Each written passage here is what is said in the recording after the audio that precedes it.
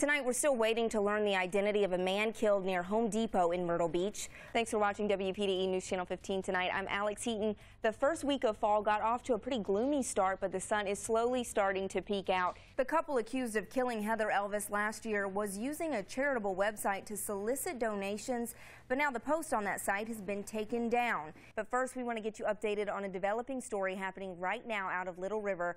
Crews are now looking for a missing 4-year-old boy with autism named Heaton.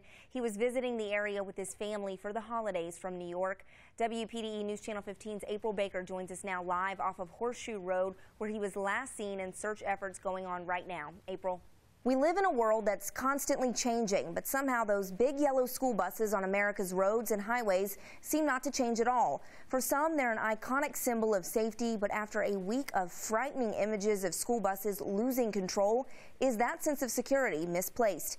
A 2-hour-long meeting this morning in North Myrtle Beach was dedicated to the Cherry Grove dredging project. The project will remove built-up mud, sand, and silt from the canal, which prevents boats from accessing the channel during low tide.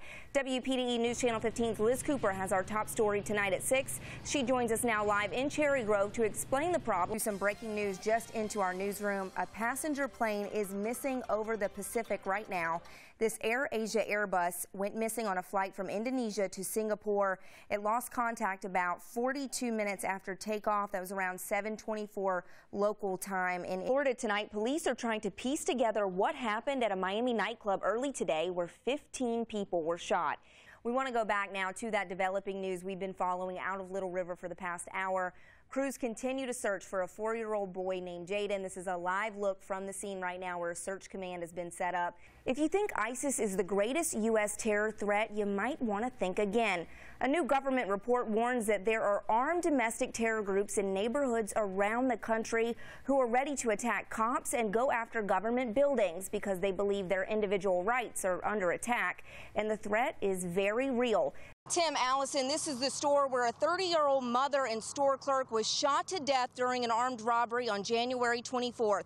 Now police hope today's arrest will bring some comfort to the families of the victims. In this area I'm at is what city officials and developers are now calling the Southern Mixed Use District. Now it encompasses the area all the way just a couple blocks behind me from 7th Avenue North down this way to 1st Avenue South, from Kings Highway to Ocean Boulevard.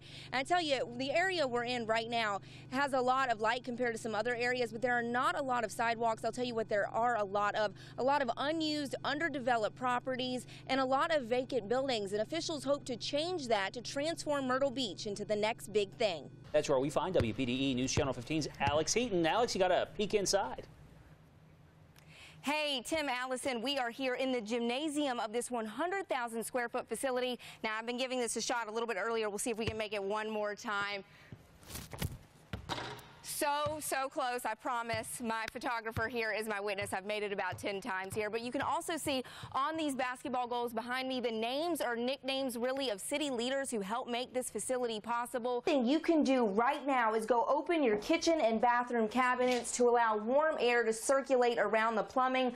Another thing you can do is right before you go to bed, make sure you turn on all the faucets in your house. Running water, even just a trickle, will help prevent your pipes from freezing. Another thing I want to show you is this pipe down here, if you can see it, is not insulated, and plumbers say that is a major problem during the cold. Avoiding that fate means changing the practice style to include less hitting. That's something researchers at Virginia Tech are adamant about. Now, it also means better helmets. Researchers took helmets like this one and put sensors inside them to track the risk of concussion and then map that to on-field exposure. They then assign the helmets a 1, 2, 3, 4, or 5-star rating.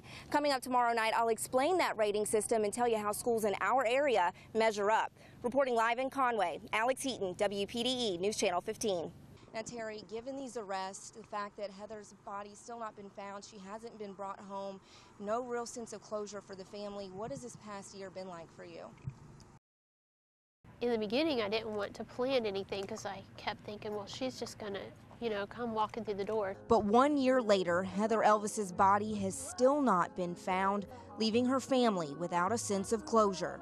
For our family, any other family that has a missing member, this is horrible, not knowing, not being able to take care of your child in any capacity whatsoever. They call it closure, and I hate that word. I've always hated that word, but that's really what it is. Family, friends, and strangers came together Thursday night to mark the day by lighting candles to remember Heather.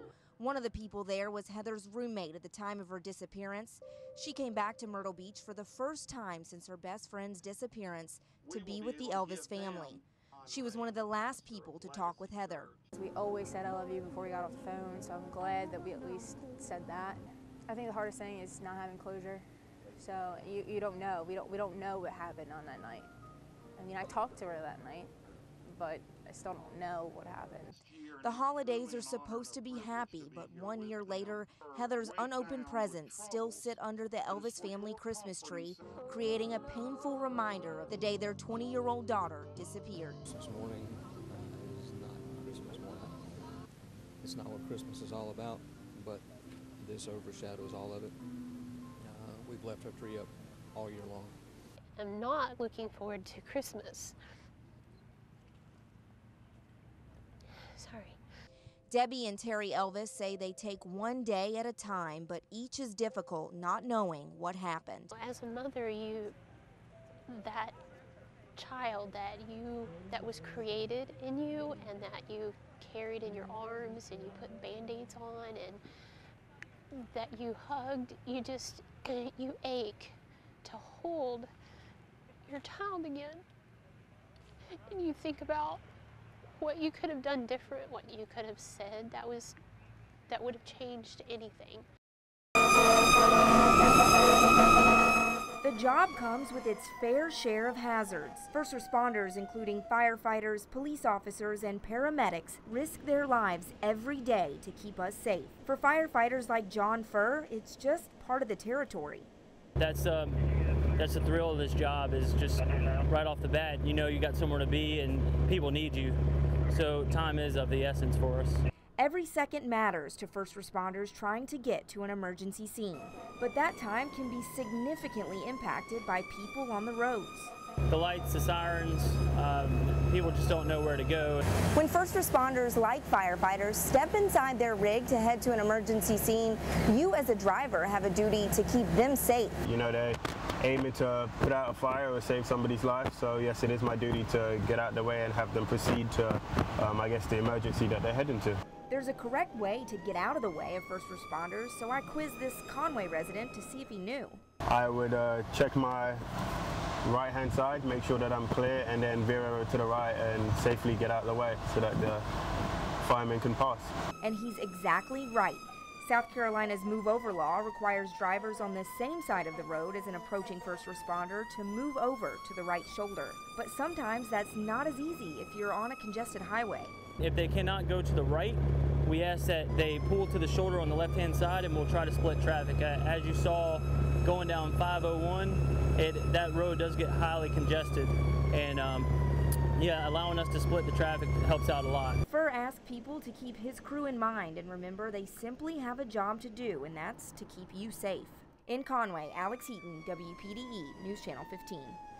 This is a huge concern, I feel like, especially on campuses and in universities. New statistics show 1 in 5 women on college campuses are victims of rape.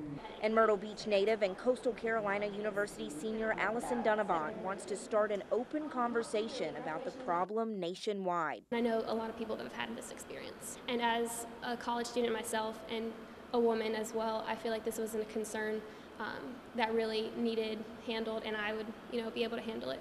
For months, Allison has worked on promoting rape awareness through a series of paintings now on display at Coastal's Rebecca Randall Bryan Art Gallery. My project are 3 paintings dealing with rape.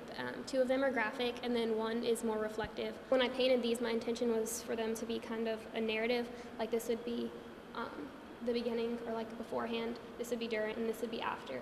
I wanted to kind of touch on like the psychological aftermath of rape, how rape victims this stays with them, and I wanted to do that by painting a portrait and you seeing that like despondent like facial expression.